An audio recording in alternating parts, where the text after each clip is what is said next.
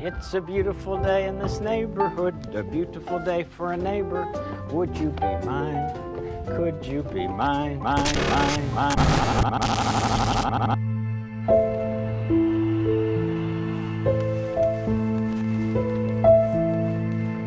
It's a beautiful day to be a neighbor. It's a beautiful day to be my neighbor now. It's a beautiful day to be a neighbor. Would you please be my neighbor now?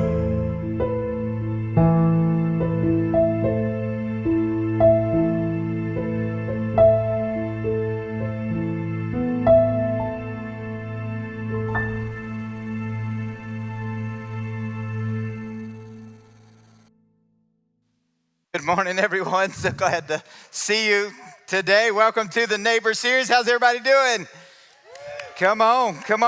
Welcome, everyone watching online. I want to give a little shout out to the Thomas family. Just received a photo of little baby Liam watching our service live this morning from home. So, hey, Liam. Hey, Thomas family. Love you guys and miss you and hope you're all doing well. A couple other shout outs. One to our students. They went to a sort of a concert, a worship concert this week down in Thomasville. They had a great time and got the news that we had 4 teenagers say yes to Jesus and be baptized. How about that?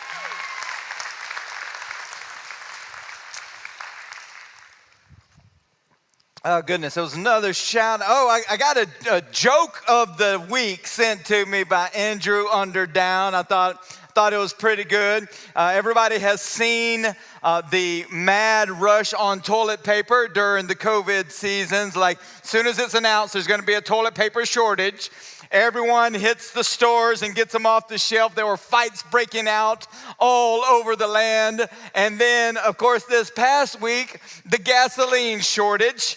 And so anybody rushed to get their fill up on and had to fight the crowds and the lines at the store. More fights breaking out. Well, I'm here to announce, sadly, unfortunately, beginning next Sunday, there will be a church seat shortage. Get ready for the mass crowd next Sunday. I'm super excited today to share with you just this word of encouragement, and I just want to jump right into it. I love words and studying words, and there is this. There's a word in the English language called idiom, which refers to these phrases that become a part of our everyday language.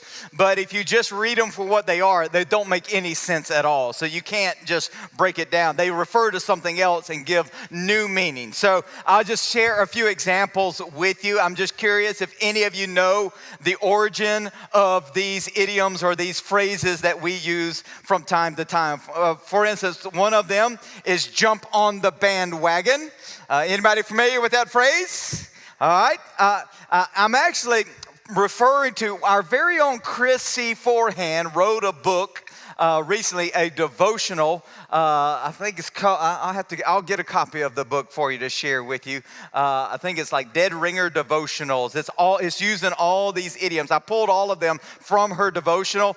Definitely recommend checking it out. She uses these idioms to write like a 30-day devotional.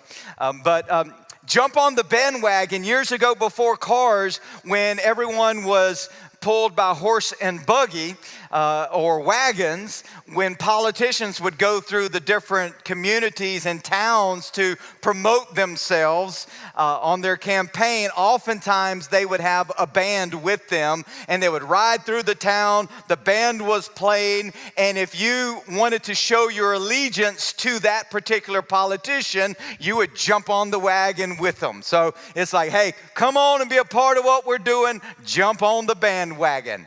Another one, close but no cigar.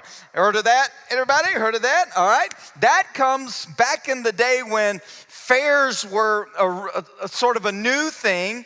Nowadays, when you go to a fair or carnival, it's all about the kids. But originally, when they started, they were really targeting adults, and you've seen the competition where it's a strongman competition. You get the hammer and you slam it down and try to ring the bell. It was very difficult to do, and only the strongest of men could ring the bell. The prize was a cigar.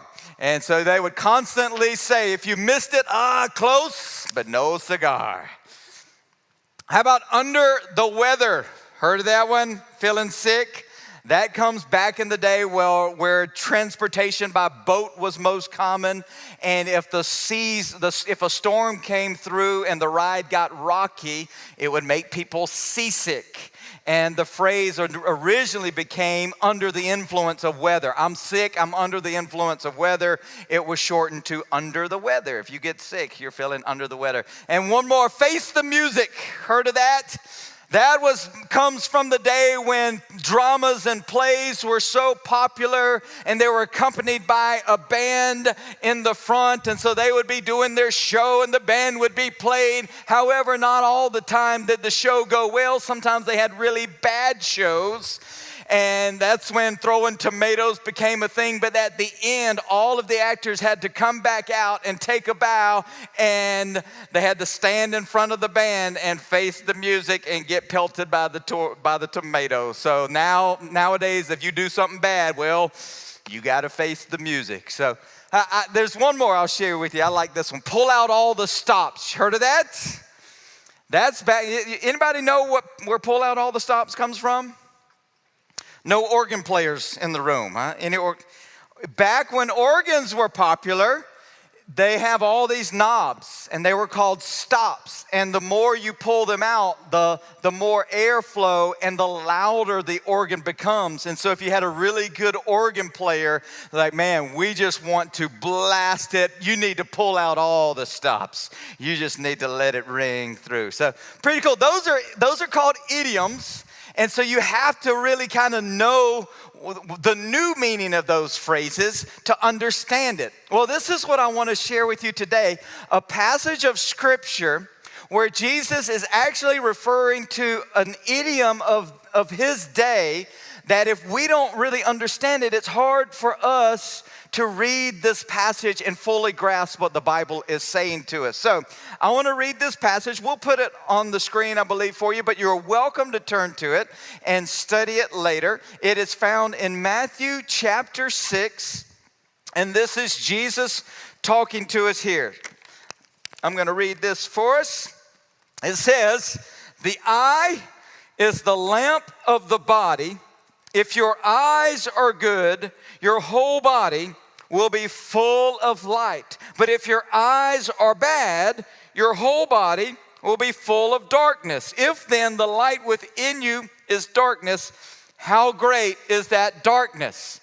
So if your eyes are good, you'll be full of light. If your eyes are bad, you will be full of darkness. But then Jesus adds a couple of other paragraphs that if you just read it, you're thinking, okay, he's changing gears. He's moving on to something else. But I'll show you how this is all very coolly connected. The next phrase, it says, "No one can serve two masters," Jesus says. "Either you will hate the one and love the other, or he will be devoted to one and despise the other. You cannot serve both God and money." Then he changes gears again, but it's all connected. Says, "Therefore I tell you, do not worry about your life, what you will eat or drink, or about your body, what you will wear. Is not life more important than food, and the body more important than clothes? Look at the birds of the air. They do not sow or reap or store away in barns, and yet your heavenly Father feeds them. Are you not much more valuable than they? Who of you by worrying can add a single hour to your life?" So here we are. Jesus starts talking about a good eye and a bad eye. If you have a good eye, you're full of light. A bad eye, you're full of darkness. Then it says you cannot serve two masters. You can't serve God and money. Then it's talking about looking at the birds and the flowers, and don't you worry about your life. God will take care of you. Well, this would have made very much sense to his listeners, but maybe we missed some of the meaning just because we're not familiar with the idiom from his day. And so here's the idiom. In those days, you were known to either having a good eye or a bad eye. And it all came down to what kind of generous person you are. If you have a good eye, then you are very sensitive to the people around you and sensitive to their needs, and you respond to their needs. So if you remember last week, I shared the greatest commandment. Jesus was asked, what's the greatest commandment? And he referred back to an Old Testament prayer in Deuteronomy known as the Shema, because it starts out in Hebrew with that word Shema. The Lord is good, the Lord is one. And it says, love the Lord your God with all your heart, soul, mind, and strength, and love your neighbor as yourself. The word Shema means to hear or to listen, but not just to hear with your ears, but to hear in a way that it leads to action. It leads to response. Because the Hebrew language, it doesn't separate out like this mental activity from an actual action step. So it's all intertwined. And so in God's language, if you hear, you obey. Like if you hear him, Jesus says, for those who have ears, let them hear. He's saying, if you're listening to me, live this out. And so now, same thing with seeing. When you see, Jesus is saying, have a good eye so that when you see the needs around you, you respond to those needs. So I'll give you a couple of examples from the Old Testament. Now I got to go back and use the King James Version because it captures this phrase. Proverbs 28:22 from the King James Version says, he that hasteth to be rich hath an evil eye, and considereth not that poverty shall come upon him. Now, in the modern day translations, it says those who just are greedy or stingy or just out to pursue riches, you will fall under harm and poverty. Like you're gonna lose it. And another passage in Proverbs 22:9 says, he that hath a good eye, he shall be blessed, for he giveth of his bread unto the poor. You see the connection there. If you have a good eye, you are generous. That is why Jesus says, okay, if you have a good eye, your whole life will be full of light. If you have a bad eye, it will be full of darkness. Then he says, you cannot serve two masters. You cannot serve God and money. There's an intimate connection with our eyes and the way we handle our stuff and how generous we are. So I'll share this other example with you. The parable of the workers in the field. Some of you may be familiar with this. And the parable goes basically, Jesus says the kingdom of heaven is like this. And this is basically how the story goes. It says there was a manager of a field that needed some work done. So he went into the town early in the morning, like at sunrise. And he went to the marketplace to look for some men that really didn't have work to do for the day. So it says early in the morning he went out and he found some men and he says, hey, if you will come and work for me today, I will pay you a denarii, which is a common day's wage. Like it's the day's work payment. And so they were excited. They said, come on, absolutely. So he took them to his field and they went to work. And then it says about 9 a.m. he went back and he found some more workers and said, hey, do you want to come work for me? If you do, I'll pay you what is fair. They said, absolutely. Says he went back at noon. Then he went back at 3 p.m., got some more workers. Then he went back at 5 p.m. near the end of the day and said, hey, will you come work for me? They said, sure, come work for me. And they all went to work in the field. And at the end of the day, the manager of the field called them all together. He says, all right, I want to pay you, but I'm going to start with the ones I picked up last first.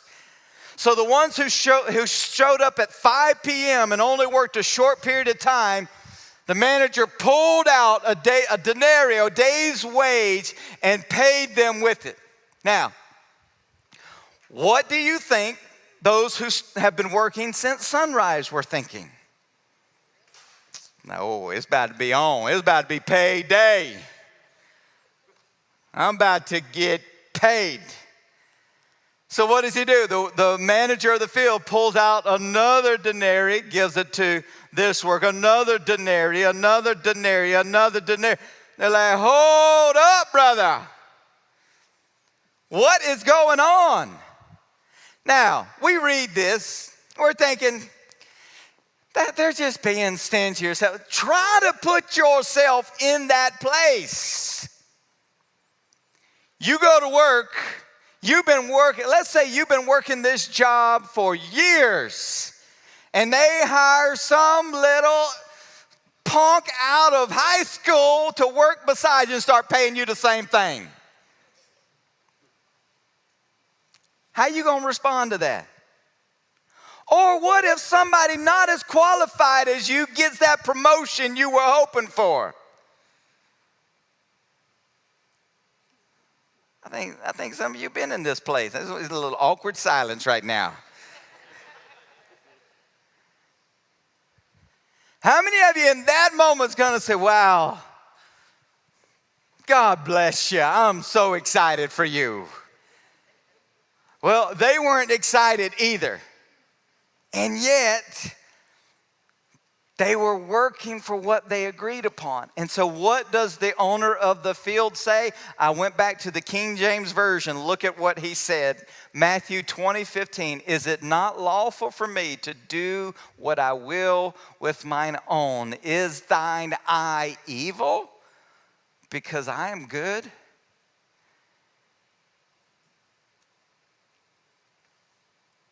So the owner of the field said, why do you have a bad eye all of a sudden?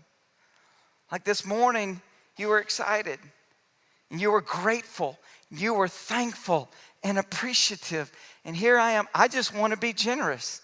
I want to have a good eye. I want to be generous with my stuff. Why can you not celebrate with me?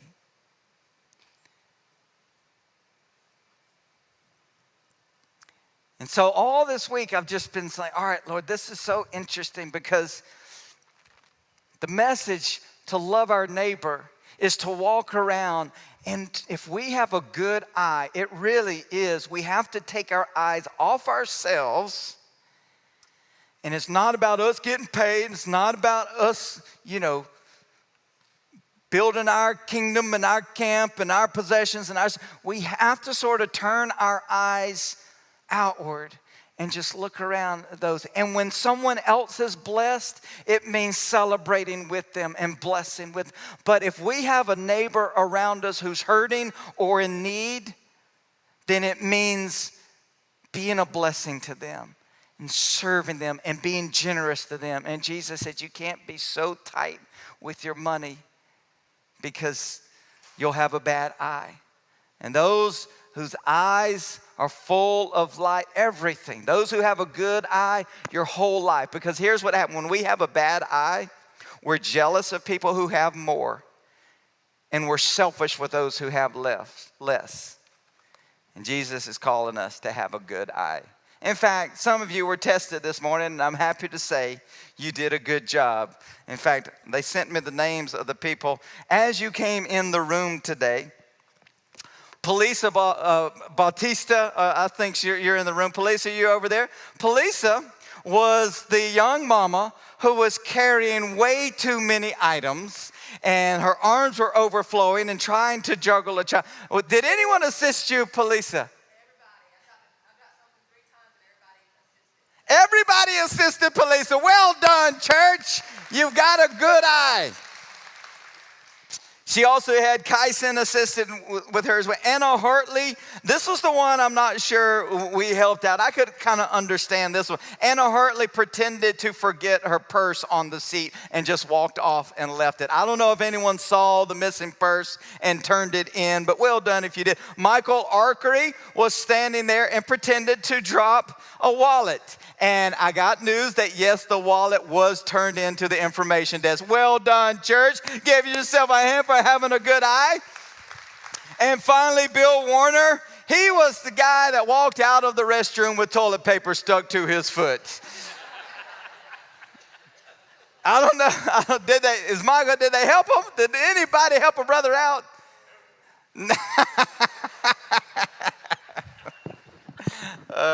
goodness. I ain't touching it. I did just want to pause and just say thank you to you. I want to exhort you and encourage you and say, church, I believe Heritage Church has a good eye. You are a generous church. We had the honor this week of bringing to town. I believe Darlene and Randy Cox connected with Paul and Patty Palmer. This is a couple that does ministry up in Atlanta. They are part of the Dream Center in Atlanta, and their ministry is primarily to the homeless and those who are in the sex traffic industry. And there's a picture of Paul. They spend a lot of their time out on the streets just ministering to those who are in the deepest of needs. And they connected with them recently and just came to town really to kind of help us and encourage us, and got to spend some time with them. And they were just walking around our city and our church and the storehouse.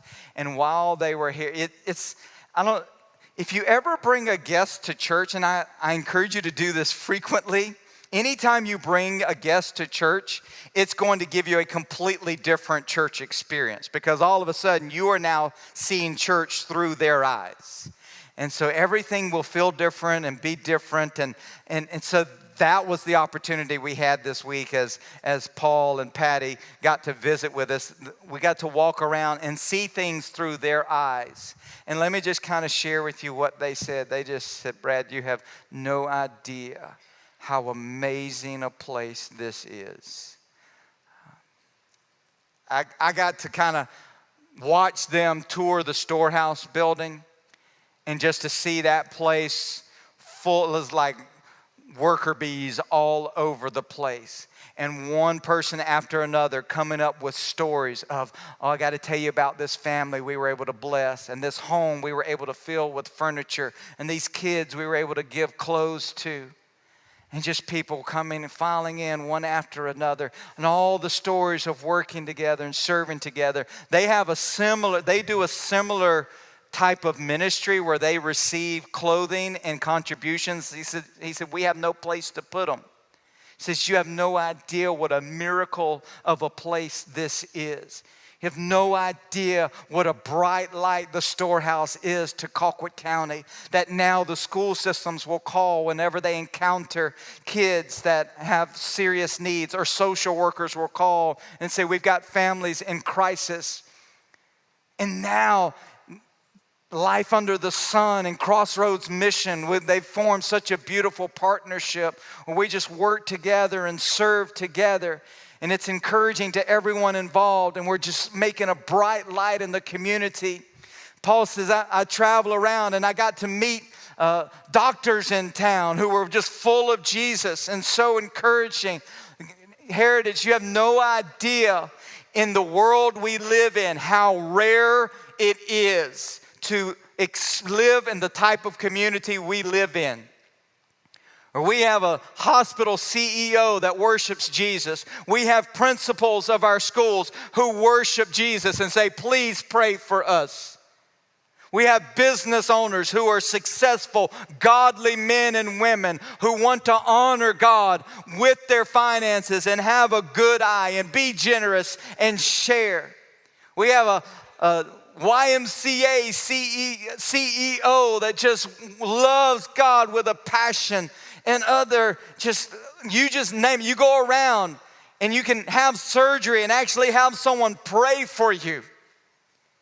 And I got to experience just this month when we lost my dad, just an outpouring of love. Let me tell you, I've never had more pound cakes in my life. Church, we can always get better, and I hope we never stop growing. But church, I want to tell you, what an amazing place to live. And I'm thankful for you. When I walk in on Sundays and I'm just met with one after another, just people volunteer, ready to serve. The first text I get every Sunday morning from Leah back there is, how can I serve you today? How can we support you today? And our teams back there get here at the break of dawn, and they practice all week. And these guys are just ready to put a podium in position. They're there waiting to pray. The people in kids ministry have just been preparing all week long.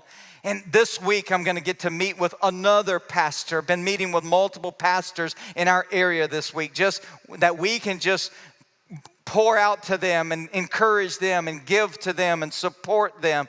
I get reports of missionaries from all over the world that we are connected with, that they are seeing moves of God all over the world that we as a church get to sow into. And I wish you had my vantage point throughout the week, and I get the updates from our pastoral care teams and all the people that they are visiting and praying for. Those that are sick and hurting and dying that we're just able to minister to. And that all week long, I'm just seeing all this ministry going out and hearing all the reports of hope and encouragement and healing and marriages restored. And it's just, I'm telling you, everybody, it's a great place to live. And it's rare nowadays. And I just say thank you for all the good eyes that are in the room today. Paul and Patty actually shared a little video clip, word of encouragement, and I just wanted to pass that along to you. Here's a word straight from Paul and Patty while they were here on their visit. Hey, church family. Patty and I have had a wonderful time here in your town and meeting so many new friends and getting to know so many wonderful people in your city. Pastor, I got to tell you, you got a church that is just off the chain. Love being with you. Looking forward to hanging out with you more. But I want to give you a word about loving your neighbors and loving your neighborhood. You guys have done it extraordinarily well. Your heart is deep. You're concerned about the welfare of others, strangers, people you don't know, people that don't live under a building roof but live under a bridge. I believe this with all my heart. I think Patty will attest to it because we talk about it every night in our room, that this city is different. This city has a window of opportunity. Met with your mayor last night, and he's here with you and for you and with things you want to do to transform people's life within the city limits of your town. What an awesome opportunity, and what a great leader you have in this church, you, Pastor, to lead your people into doing greater and bigger things that they've ever dreamed. We're glad to be your friend and be a small part of your congregation. We love you guys. Love well. Continue to love. God bless. Thank you. That's encouraging from Pastor Paul and Patty. We got so much love. Lynn Dickens even she just couldn't wait. She just had to photo bomb a video shoot and just share her love with all of you as well. Goodness.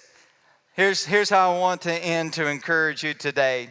I was studying this passage and having so much fun digging into all the different passages. I invite you to go back and read all the different places where Jesus refers to the eye and kind of see it through this new lens. It brings some scriptures to new life. And I just pray that the Lord would give you a good eye. But all week long, I was just studying these passages saying, all right, Lord, how can I have a better eye? How can I encourage others to have a good eye? And while I was sitting there one day, the Lord just whispered to me, and I want to share this with you. He said, Brad, I have a good eye. I have a good eye. And I want you to know, and give this name of God to you. In the Old Testament, there were several names of God, and one of them is El Roi, and it is the God who sees. And I want you to know that the Lord sees you. And when the Lord sees, there is no disconnect in Him seeing and Him acting on your behalf. The Lord sees you where you are. He sees every need. He sees every tear, every hurt. And so He reminds you, while encouraging you to have a good eye, He reminds you, look at the birds of the air. His eye is on them, so you better believe. He says, you don't have to worry about a thing. My eye is on you. And when I see you, I bless you. I encourage you. And I just wanted to take a moment to worship Him today for being such a God. I want you to be reminded today that your God is El Roy. He is the God who sees you. And you have nothing to fear, nothing to worry about. Your God is with you. Can we just worship Him today? Can we just celebrate Him a little bit today? Come on. Come on, church. Better than you. Oh, there's nothing. Come on, sing. Yeah. Better than you. Oh, there's nothing. Nothing is better than you. Can you testify that? Oh, there's nothing better than you. Oh, there's nothing better than you. Oh, there's nothing. Nothing is better than